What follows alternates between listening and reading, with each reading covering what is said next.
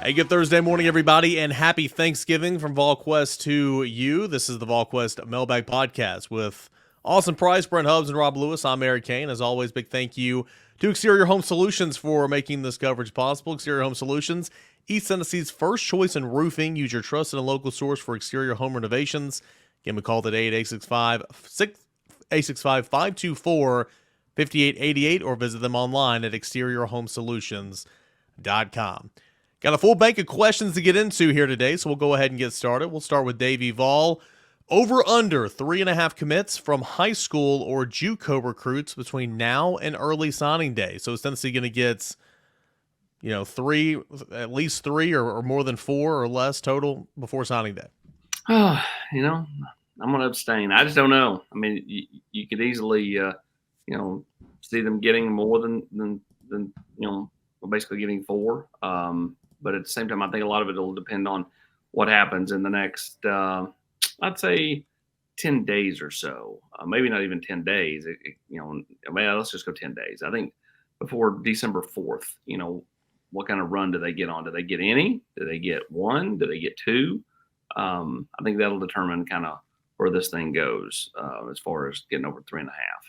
Well, and I think all of it, too, is numbers management, right? I mean, you got all these COVID guys. How does that change your JUCO recruiting if a bunch of your defensive linemen want to come back? Where are those priorities at? That's going to be an interesting deal to watch. And, it feels like, Austin, there's kind of three. I mean, you got Cam Michael, you got Jordan Seaton, and you got the Williams kid, the defensive lineman. Those kind of feel like sort of where you are on the high school ranks right now. I mean, I guess Kai Bates is still out there, and the kid, the Michael Smith kid who hasn't visited here. Roger, you remember Roger Saliapanga. Yeah. Okay. I mean, I don't know. I mean, are you going to go 4 for 5 on the high school ranks to close? That's a heck of a finish if you're able to pull that off. 100%. And then you got to factor in the JUCOs. So I mean, we'll see. Does Amaris Williams commit to Ohio State before he gets to the Tennessee official visit in December? Sure. And then you got to think about also Sensabaugh, Jaron Sensabaugh. Okay. So now you're getting up there to 6 or 7 names. All right, that's a different. So they're not counting the JUCO kids. That's you got to bat a little over 50%. I mean, again, I think they're getting at least 2, as many as 5. Probably not 5. I think that's low chance of getting that many. But I mean, I think they're getting at least 2. You're looking at, again, can they add, numbers 3 and 4? I think they can. Again, though, I think the next 10 days or so, when a few come off the board, will kind of help determine that. Because by December 3rd, you're looking at Cam Michael going to commit today, this afternoon. You've got Kai Bates probably going to come off the board before December 3rd or 4th. And you've got Roger Saliapaga, who's going to come off the board, I think, December 1st. So, depending on what happens with those 3 will probably determine kind of that number. Vol I Am says Santi was our main scorer before we got Gainey and Connect. Santi doesn't have elite foot speed and needed set plays for open shots. Now that set plays run for Gainey and Connect, do you think Santi will continue to struggle offensively, Rob? No. Hey, I'm sorry. Excuse me, Gazutai. No. I mean, and the reason why is there are 2 guys in Tennessee history who have made more three-pointers, Chris Lofton and Allen Houston. So I think I'm going to go way out on a limb and say Santi's going to figure it out and be just fine. I mean, didn't we have the same conversation last year, Bob, at this time about how he had lost it and everything? Something was off and it was a major slump and huge problems. And I mean, correct me if I'm wrong, but weren't we kind of in the same narrative last November? Yeah, and he was hurt, ended up missing 3 or 4 games, and with a shoulder, and came back and made first team All SEC. So again, the history of the 3-point line. Chris Lofton, Allen Houston, the only 2 guys who have made more than Santi wearing that uniform. So, and don't you think he's ultimately going to get more open looks? His biggest is going to be not shooting contested threes versus the open looks that he's not used to getting, right? Yes, and me and you, we talked about this in one of the fast breaks or one of the post game deals this week. I think that the addition of Connect is, I think Santi is having to make a bigger adjustment than anybody on the team with Dalton out there, and I think once he does make that adjustment, I think it's going to be great for him, because as the question is, I mean, Santi is not a guy who is great at creating his own looks, other than the head fake and the shot fake to create some space, but he's not crossing people out of their shoes or blowing by guys. But I think people that are worried about Santi's slow start have not watched him play for the last 4 years. Trooper Vault says, give the percentage chance of Tennessee losing an assistant coach this offseason, and then wanted to know if Martinez would be the most likely that would be lost. Again, we've said that Willie Martinez is the one that's not on a multi-year contract. That contract is up in February. We'll see what happens there. But Austin, as you mentioned, I mean, Tim Banks head coach, probably not this offseason. I mean, does Jerry Mack or Brian John Murray get a better opportunity? If not, I mean, it looks like this coaching staff as a whole will probably stay pretty much intact. Yeah, I would still say there's probably one. There's been one the last 2 years. Yep. Cody Burns went to the NFL. Alex Golesh went to South Florida. It's not been massive turnover, which I think has helped the football program, because for so many years, Tennessee had a revolving door of assistant coaches. Think about the Pruitt era. Revolving door of head coaches. So, I think the continuity has been good, but I would probably – I would say there's going to be over 50% chance that there's a new assistant coach on this football team as we enter spring practice. AT, you mentioned staff turnover, and I guess, guys, Eric was probably in junior high, but is there ever – I know we talk about it from time to time, but has there ever been a better one than Dooley's last staff?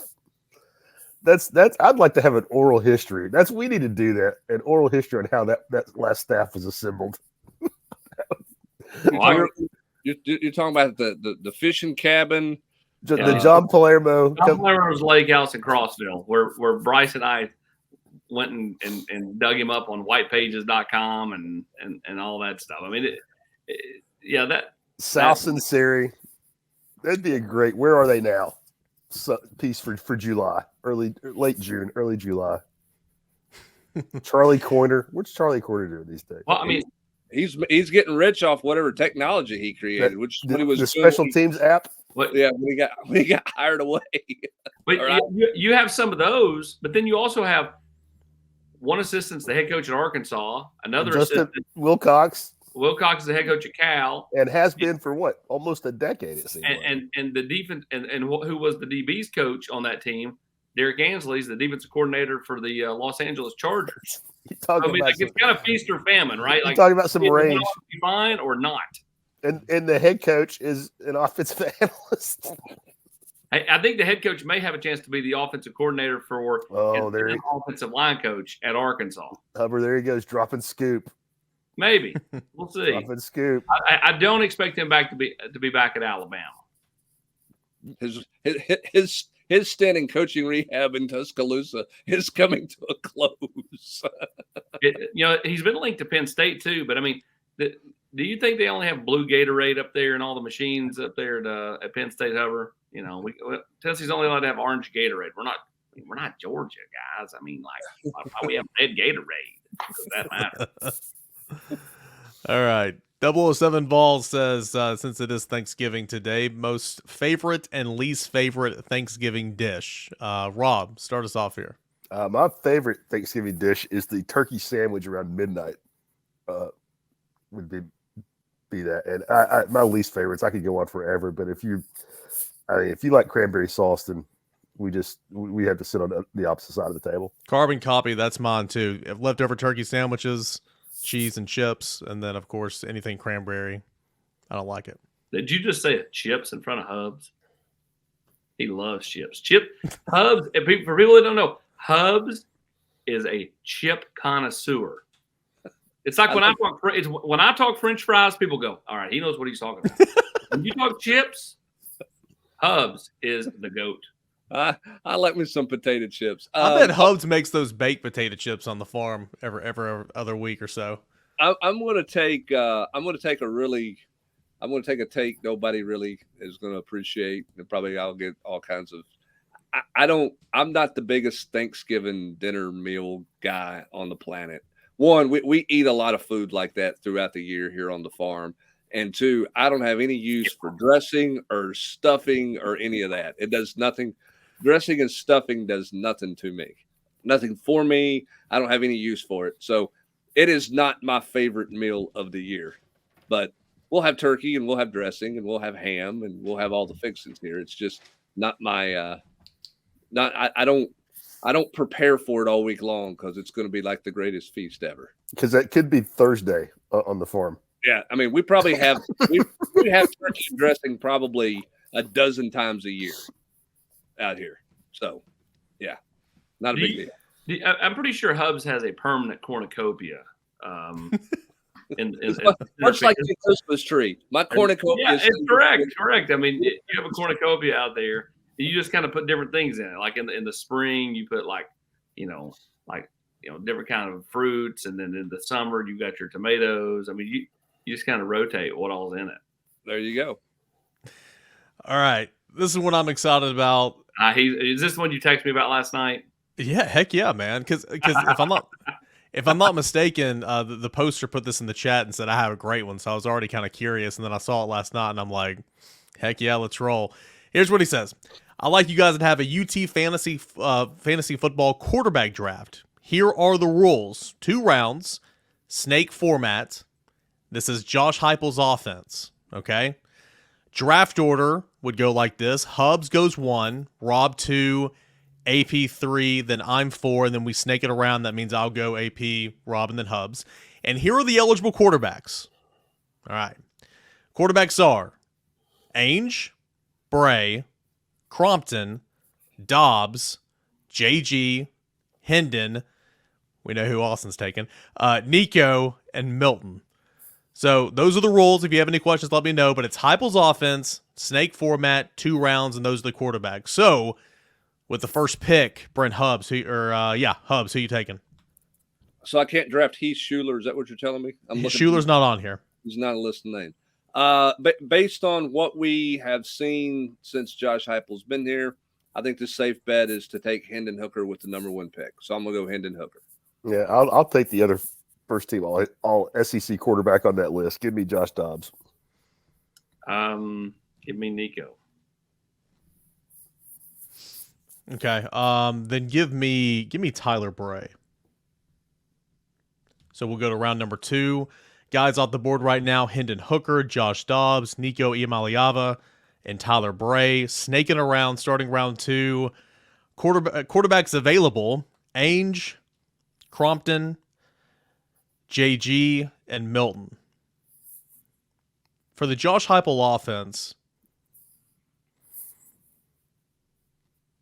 I'm tempted. I know AP's going to take him. I'm honestly tempted.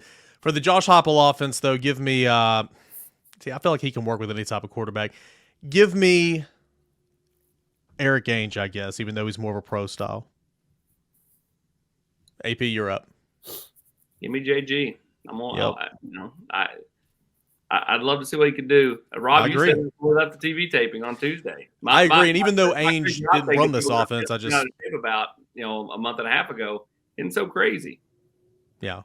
And again, even though like we haven't seen some of these quarterbacks run this offense, I feel like the coaching could get good quarterback play out of good quarterbacks. That's why I put Ainge. So Ainge, JG, Rob, you are up, and the remaining quarterbacks available are Crompton and Milton. Crompton. He's going mountain values, baby. Easy pick. And I think you're sleeping on Ainge a little bit. I think young Eric Ainge would have been something to see in this offense. I think Ainge would have been fine.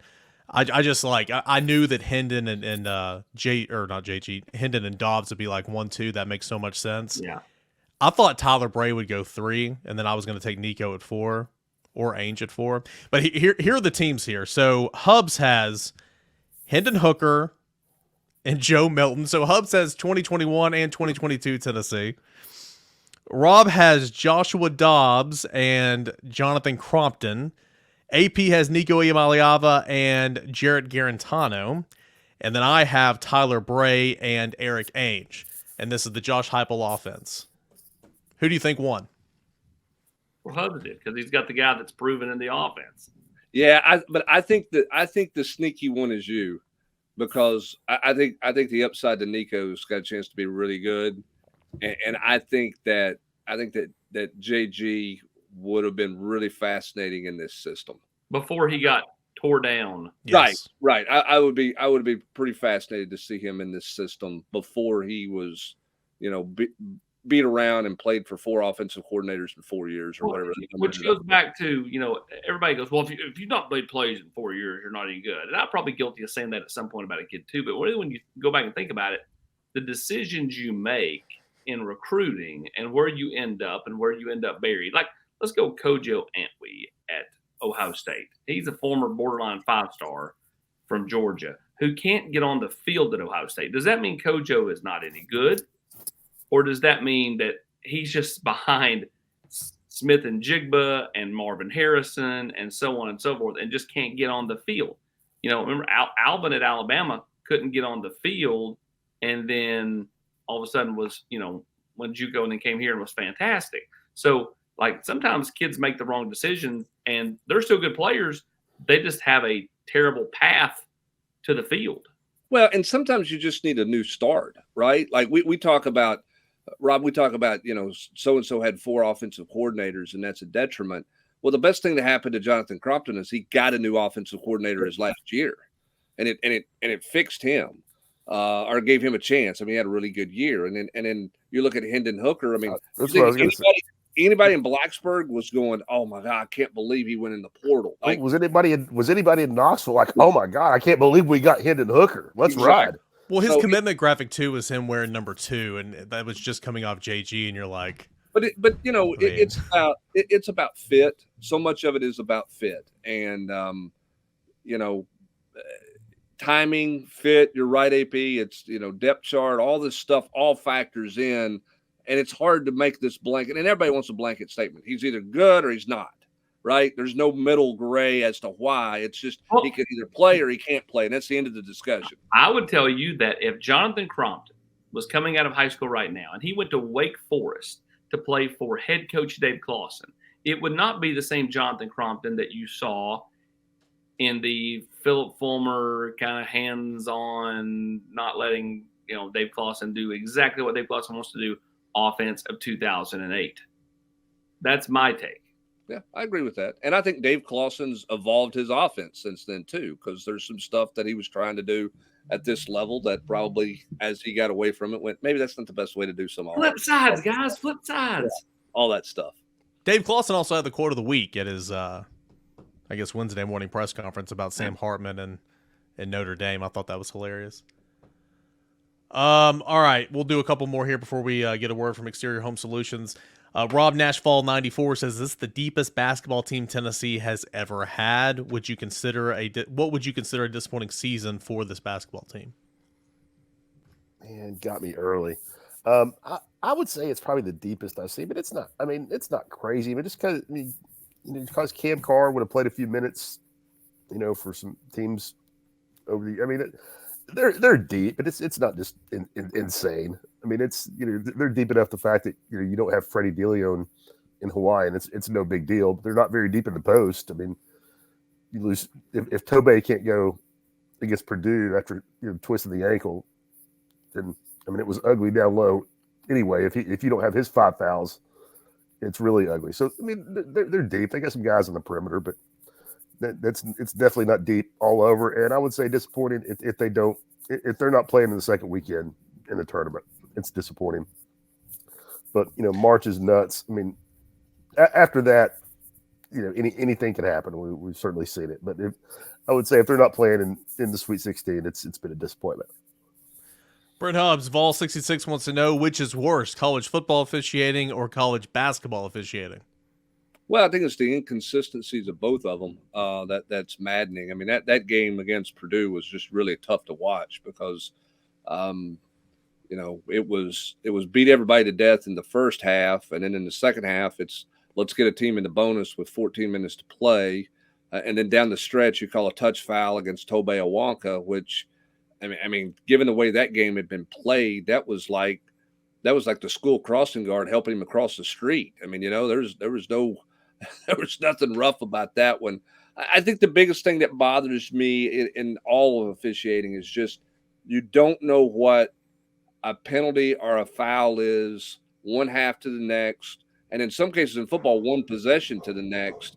You just don't know. And that's the maddening part is that and a lack of transparency, when there's been some clear misses. Look, you're gonna miss them, basketball's fast, you're gonna miss some, but they've been a bunch of misses in college football this year, and there's not been a unofficial word from anybody explaining anything. And that's what drives everybody crazy about officiating. We got plenty more questions to get into here on this Thanksgiving Day Thursday of Volquest.com. But first, a word from our friends over at Exterior Home Solutions. Hey, Sevierville and Morristown, I want to make sure that you're getting the highest quality when it comes to your exterior home renovations.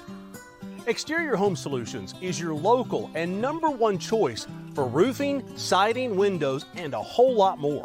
From free estimates to financing options and low monthly payments, give Exterior Home Solutions a call at 865-524-5888.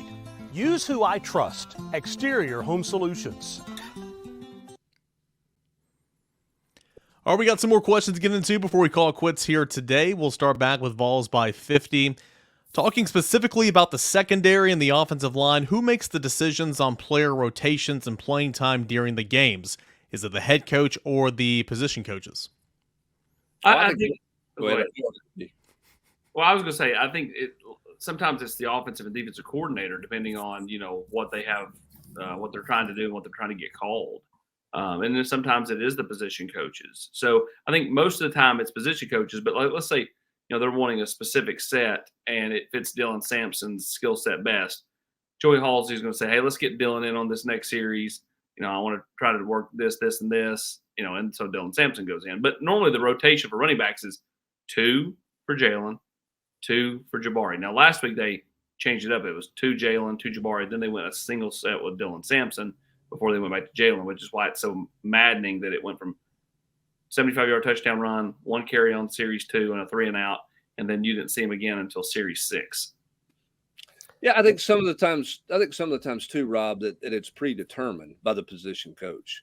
Hey, I'm going to play 4 corners and these are my 4 corners, and I'm going to automatically rotate somebody, 3rd series of the game, or they're trying to do that at linebacker or whatever. So sometimes it's predetermined, and then obviously when you get in the game, if you get somebody banged up or a guy's really struggling, then there's a lot of collective heads that are involved in some of that decision making at that point. Yeah, and I was going to say defensively, a lot of times it's predetermined by just situations. 3rd and 8.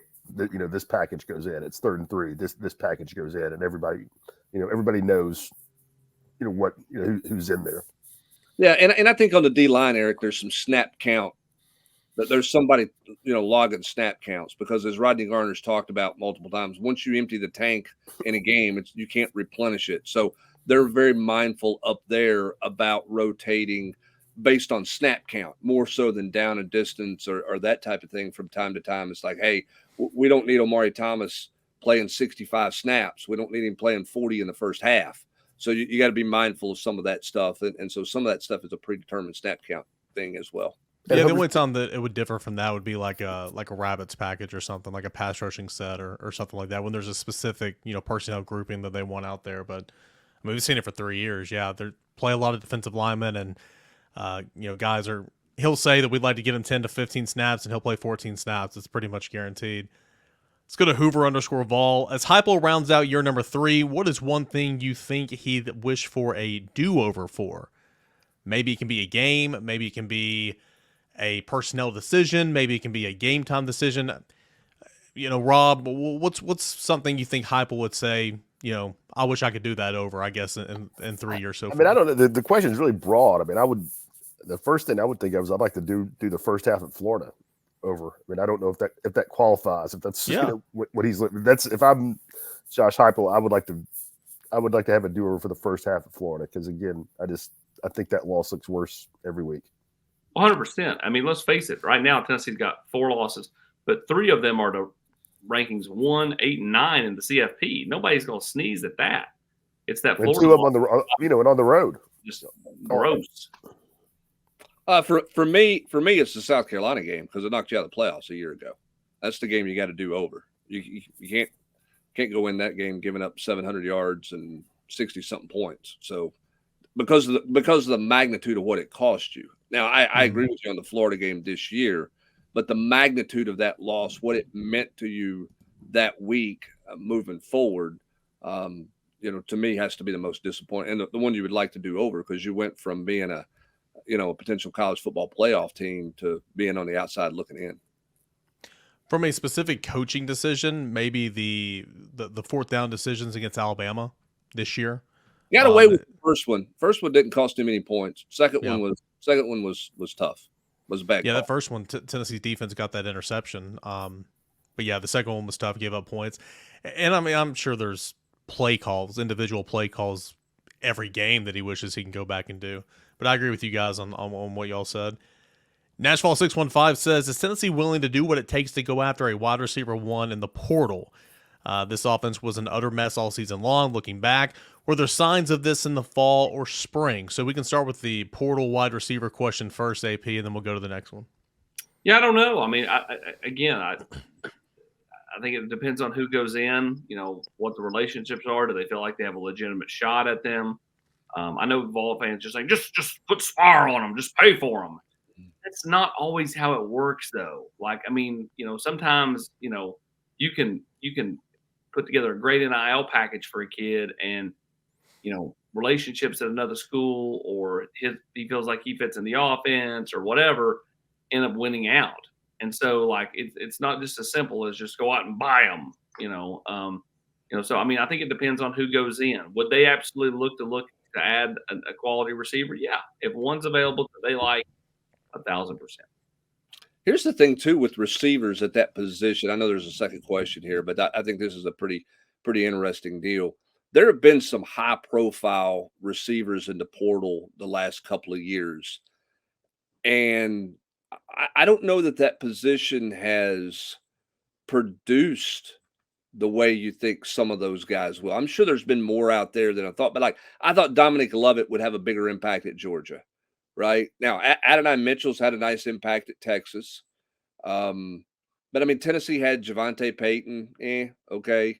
Brew McCoy was had a nice impact here before he got hurt, but when you think wide receiver one, you're thinking Biletnikoff Award finalist, and you're thinking 1,000, 1,200 yard receivers. How many of those have been coming through the portal the last couple of years? Now let's go back a year ago, Albert, to your point. Tennessee fans were up in arms because Tennessee didn't really push hard for Lovett and then rah-rah for Mississippi State, right? Like, I can't believe we're not going to make a push for those guys. What have they done at Georgia? I mean, Georgia's going to Dylan Bale, who Eric was constantly trying to figure out who this kid was because he hadn't done a whole lot in his career, He's right? Nobody. Three-star, nobody. And then what was the other one? Ladd McConkey, who didn't play against Tennessee, but is constantly the go-to guy for the Georgia quarterback, plus the tight ends. So, like, it's not ever as simple as, like, oh, man, this guy was awesome. This place, he's going to be awesome. The place. Sometimes you can change sceneries and go the other direction. Yeah. Kind of a sidebar. I feel like we all discredit what Javonte Payton did in 2021. Dude had 6 touchdowns, 18 receptions on the year. I hear you. 6 touchdowns. I mean, he had a role. He did it well. Yep. He was a first possession throw, and then you might get him a couple more possessions in the football game. Now, he would not be considered, obviously, a wide receiver one. I get that. But, like, in terms of, was that a successful get out of the portal? Absolutely. Scored you 6 touchdowns. Well, in year one in particular, that was, but now here would be my contention. Could Ramel Keaton have done that? I don't know. I mean, you know what I'm saying? I mean, he was a nice pickup, but he was not a number one receiver. And the question was, do they go out, translation, pay big money and buy a number one receiver out there? Man, those guys, you don't see a ton of those in terms of making that kind of impact. But we'll see. I'm going to say, I mean, is there? I could be forgetting one, but is Jordan Addison maybe the only guy that really jumps out? I mean, that's the only one that jumps off jumps out of my mind. And he was better at Pittsburgh, I think. Well, but he also went and played with a Heisman Trophy winner. I mean, it's Yep. not, how much was Jordan Addison and how much was, Caleb Williams. I mean, Dominic Lovett was probably the biggest one last offseason, to my knowledge. Well, you had the kid that went to North Carolina who didn't get eligible for 5 games. Was a big deal. I mean, that there's been a bunch out there. My point is there hasn't the scenery hasn't made, and I mean, it's not been that big of an impact to go and just get the best receiver out there, and suddenly he becomes that. It's the same way in free agency a lot of times with a wide receiver, right? How many times you go see a guy and you get him and say, okay, he's going to be your wide receiver 1. He goes to a new team. It doesn't really translate. So I think it's a tough position in the portal. AP, you kind of touched on it. The narrative that if you don't get somebody, you're not all in on NIL is just, it's just false. Well, and it's like that with recruits. Like what most people don't understand, and we're getting down in the weeds here on this. What most people don't understand is like Tennessee can, have the best offer in NIL. But if a kid, mama says, hey, like what we're getting from the home state school is good enough. I want you to stay close to home. What else was Tennessee supposed to do? Yeah.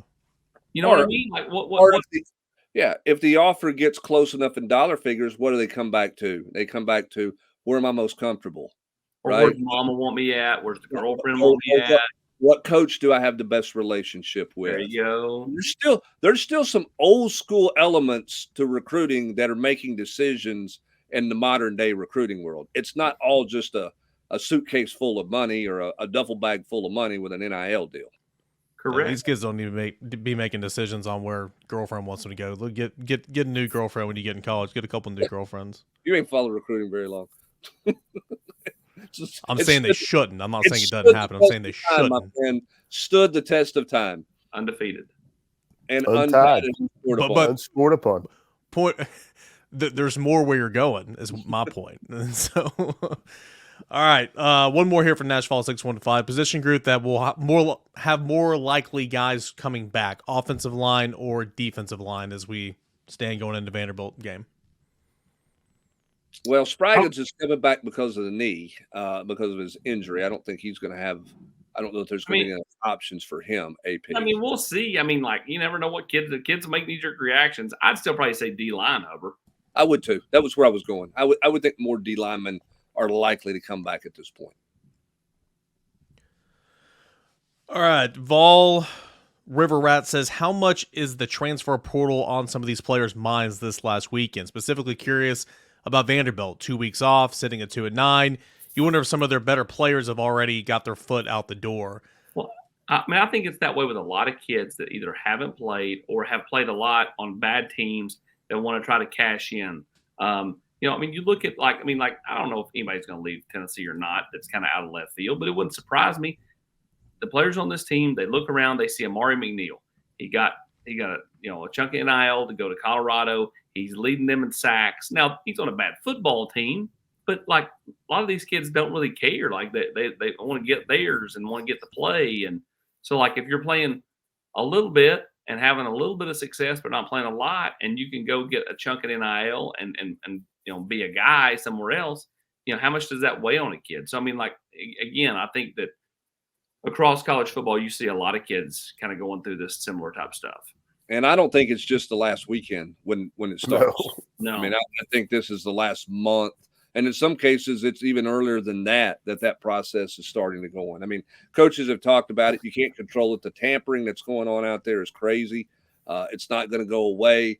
And, the search for greener pastures, just like all the fans like the backup quarterback, right? A lot of players like the next spot, right? Mm-hmm. Because it's new and it's different. And so they get there and they hate it and go, "Oh man, what did I do?" Well, and also, I mean, we're talking about night. I mean, think about when I was 19. I mean, it could start in August when a coach doesn't, give you the rep you think you deserve.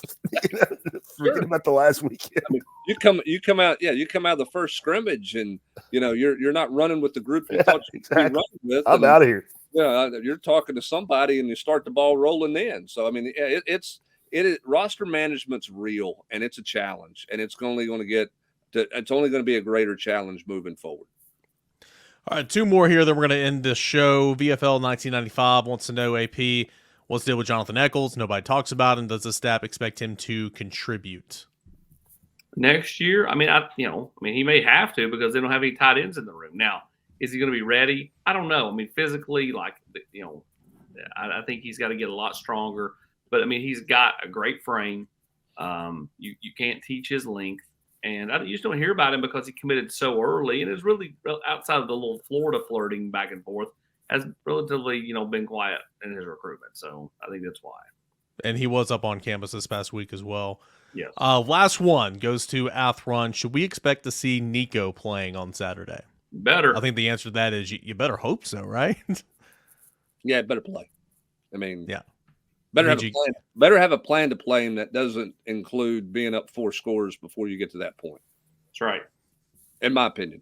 And that's not a knock on Joe, but I mean, you're talking about narratives. You're talking. I mean, there's a lot of people ready to see what it looks like. Okay, and you need to have a plan and start moving in that direction. That doesn't mean you just discard Joe. I'm not saying that, but you're at the point now where it's, you're not worried about anybody being upset. Like, you're playing, you got to go see what you got. I think you got to have a plan to play him going into this game, not based on scoreboard late in the game. You got to have a plan to play him, in my opinion. I agree with all that. I've been saying that this week, but how much confidence do you think that will actually happen in terms of getting him in the game before you're up 4 scores? Because I have little to answer, but I mean, I have little because we've. I mean, I certainly got to see it to believe it. I know everybody hates that line from me, but I get to believe it. We'll see what happens. Tennessee and Vanderbilt coming up this weekend. Of course, it is Thanksgiving Day today. Hope that you guys and your families have had a happy Thanksgiving. Appreciate you guys for taking a few minutes, hiding from the families, hiding from the wives, whatever the case may be, by listening and watching us here on the Volquest podcast. As always, a big thank you to Exterior Home Solutions. Talk about somebody that we're super thankful for here at Volquest.com. That's Exterior Home Solutions. You need a garage, contact Exterior Home Solutions. You need a window, you need siding, you need roofing. It's been local and trusted since 1999. Free estimate over at 865-524-5888 or online at exteriorhomesolutions.com. For Awesome Price, Brent Hubbs, Rob Lewis, I'm Eric Kane. Appreciate you guys for joining us here on Thanksgiving for the Volquest Mailbag Podcast.